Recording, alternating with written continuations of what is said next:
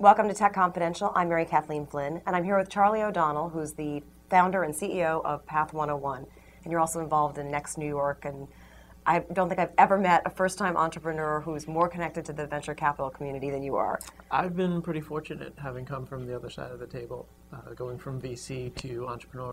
So now you're in the position of going to the VCs and asking for money. You're raising your Series A right now for Path 101. Before we get to the fundraising process, Sure. Just tell us about Path 101. It's a career development site. I think you've got an interesting idea.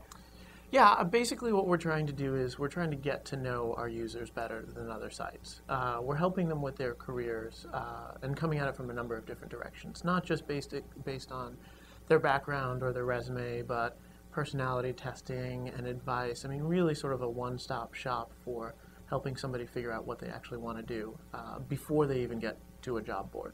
And your focus is on following the careers of real live people, right? You're analyzing resumes. Yeah, actually, so we have this database that we're calling the Resume Genome Project. And it turns out there's quite a fair number in the millions of resumes that are just kind of floating around the web. I mean, they're on people's personal homepages, on blogs, academic sites, and that's actually what real people are doing with their careers. So rather than think anecdotally about, oh, how does somebody become an investment banker? We can actually figure out, here are the paths, here are the majors, here's the percentage of investment bankers with degrees and where they're from. I mean, it's based on real people's data.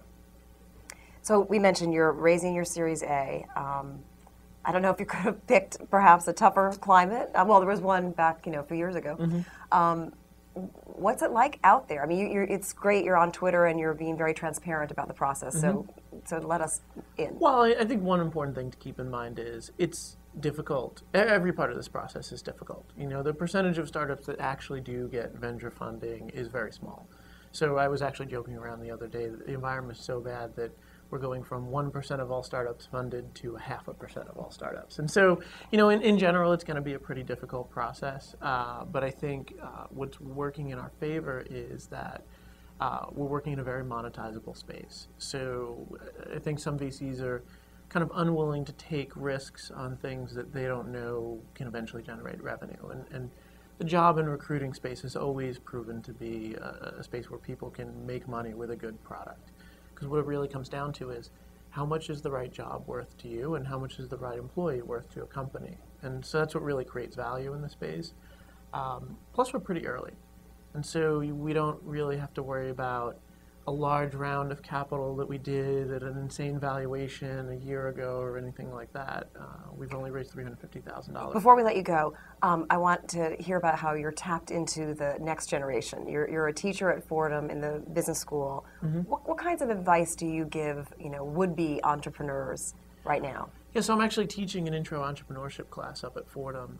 It's called Innovation in the Entrepreneurial Mindset. And basically, they don't get a really good insight in their normal course of business of what it's like to work at smaller companies. And they're really not used to having to wear many hats at a time. It's all about specialization. And I'm teaching them about how day one they will be the CFO, the CMO, the CEO, and also the intern and the janitor, and just understanding what that kind of environment is like.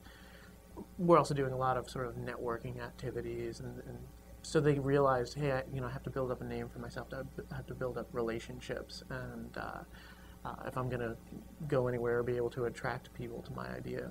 Okay, last question.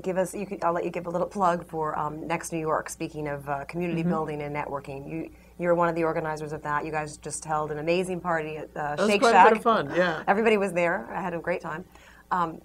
What's Next New York? Next NY got started in February of 2006, and we're up to almost 2,000 up-and-coming digital media, tech-focused people in New York. A lot of entrepreneurs, a lot of developers, designers, everybody sort of makes up the community.